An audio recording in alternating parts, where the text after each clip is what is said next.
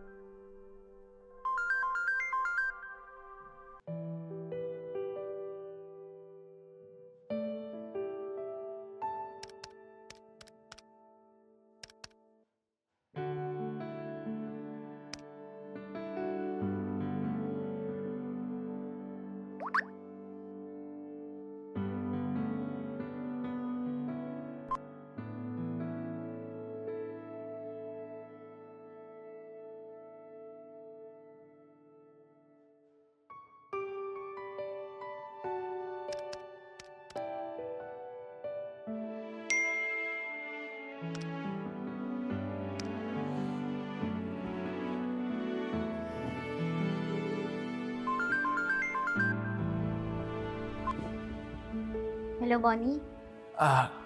Juliet. Sorry sa kanina. Ano ka ba? Mga abogado tayo, parte ng trabaho natin yun.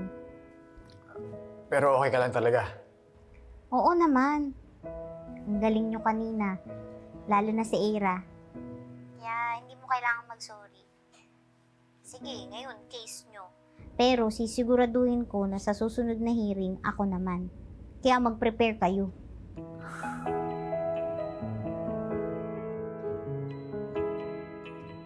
Hello? Ganyan mo ba? Sumusuko ka na, ano? Hindi ah. Alam mo, aralin mo mabuti yung kaso.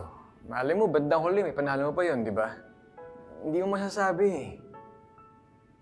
Naku, parang wala na. O, di sumusuko ka na nga. Kakaiba ka rin talaga eh. Magkalaban tayo tapos ganyan ka. Oo nga, magkalaban tayo sa korte, pero in real life, yung kaibigan mo, susuporta mo, di ba? Tama. Are you talking to Lilet?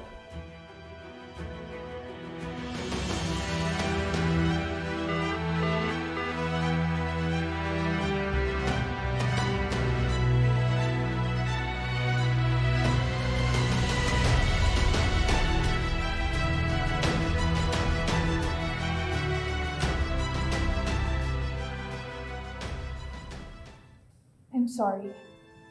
What I did was rude. I'm just concerned with us. I mean with the case.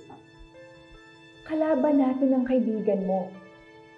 At hindi pwedeng, while the case is running, nakikipag-usap ka kay Atty. Matias. You don't have to say sorry.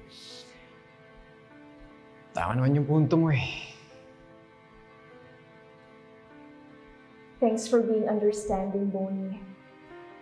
Yung sa akin lang naman, baka maapektuhan yung hinahawakan nating kaso just because of your friendship. My mom already told you na bawal munang makipagkita at makipag-usap kay Atty. Lilet. Pero ginawa mo pa din. Bonnie, kailangan kong maipanalo tong kasong to. And I don't want to disappoint my mom.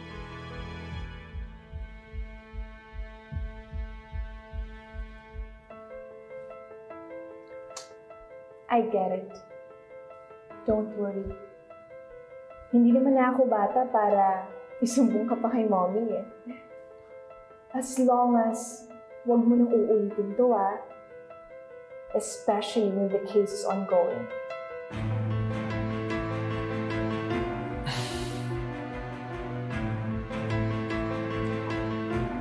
Sige.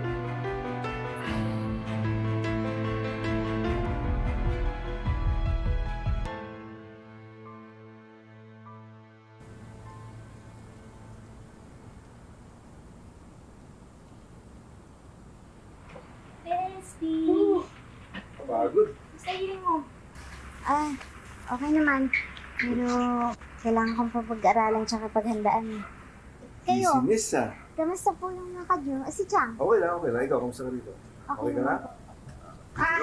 Ay, dito ako. Bakit mo ako hinahanap? Kasama ko ang mga bestie ko. Kasi magchichibugan kami ng mga natirang handa tsaka magkakaraoke kami. Uy, pasok! Ay, da! Pasok. Sige. Ay, Lili, tulungan mo naman ako asikasuhin yung mga bisita ko. Melay, hanapin mo yung karaoke. Dali, para hindi pa lalim yung gabi. Magpilitan na kami ng awitan. Halika na. Ito na nga, mga bars. Ano ba yan? Meron ako mga bagong lipstick. Magsipilit naman kayo kasi alam niyo na galing sa La Union. Hindi naman pwede pa palabas sa kaya. Kailangan kumayon. Ito na nga po, Mars. Meron ako mga bagong lipstick. Ay, Lagyan mo lang dyan. bongga. Oo, ito na nga. Alam niyo na, kailangan mong kumayon, no? Galing sa outing, hindi pwede mo makalabas ng pera. Kailangan bumili kayo. At higit sa lahat, kailangan magpaganda kayo nang hindi kayo basta-basta iniiwan ng mga asawa ninyo. Mamaya pati mga anak ninyo, tangayin. Oh, ang ganda niyan. Naku, baka mamaya magaya tayo kay Tessa. Paano nga pala yun? Inagawa ng karapatan ng asawa sa mga anak niya? Ano yun? Ito nga kasi yun. Hindi ba si Lilo? Naging yung Oo nga. Ay, iba naman ang sitwasyon yan, Mars. Putok sa buho yan. Oo, kasi nga, hindi kinilala yan ng ama. Kaya nga kinukuha ng ate Cez yan, kaya nandito yan, itinapon lang yan. Walang nanay. Ito na. Walang nakakakilala, walang nakakaalam kung sino ang nanay yan, ha? Ay, talaga buho. Ay, dami ng chita. Ano yan?